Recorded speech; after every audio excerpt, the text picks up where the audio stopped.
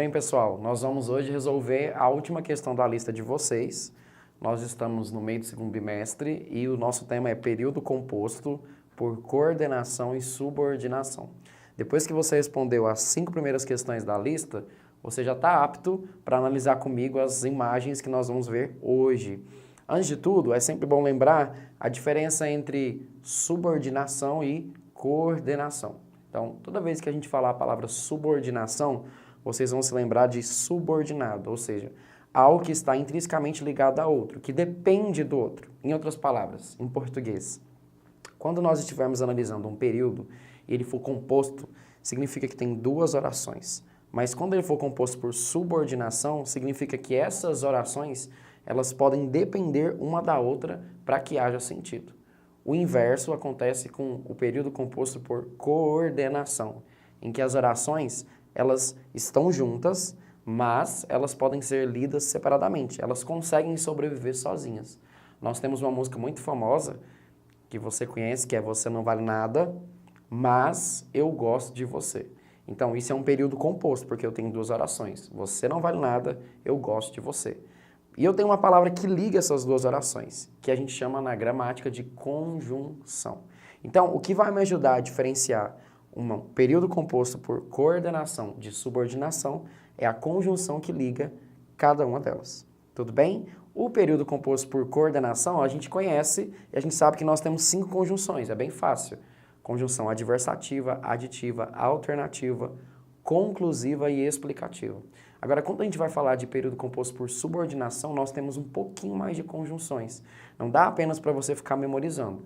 Então, nós costumamos falar assim que a gente pode resumir tudo isso na conjunção que. O que ele desempenha esse papel de subordinação, ok? De maneira rápida e objetiva.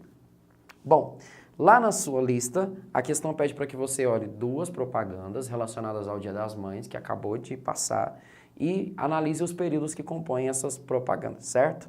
A primeira propaganda que você vai ver aí agora na tela é: se a sua mãe não ficar sem presente, a culpa não é da Marisa. Então, a primeira coisa que você tem que fazer, identificar as orações que compõem esse período. Então, eu tenho a primeira oração: se a sua mãe ficar sem presente. E eu tenho a segunda oração: a culpa não é da Marisa. É uma propaganda da Marisa de roupas. Ok. Essas orações precisam uma da outra para fazer sentido? Eu posso falar: a culpa não é da Maísa. Mas eu posso falar também: se a sua mãe ficar sem presente? Não é estranho? Parece que está faltando alguma coisa. Eu posso dizer: a sua mãe ficar sem presente. Não faz sentido. Então eu tenho uma conjunção, que é a conjunção se. E o se, ele transforma esse período num período composto por subordinação. Diferente da imagem 2, que você vai ver agora na sua tela, que é: toda mãe merece flores e uma casa linda para colocar todas elas. Então, olha só, eu tenho 2 orações. Toda mãe merece flores.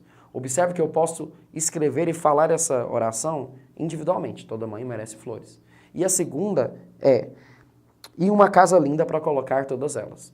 Observe que para a propaganda ter um efeito melhor esteticamente, sonoramente, eles omitem o verbo, mas a gente poderia dizer que toda mãe merece uma casa linda para colocar todas elas.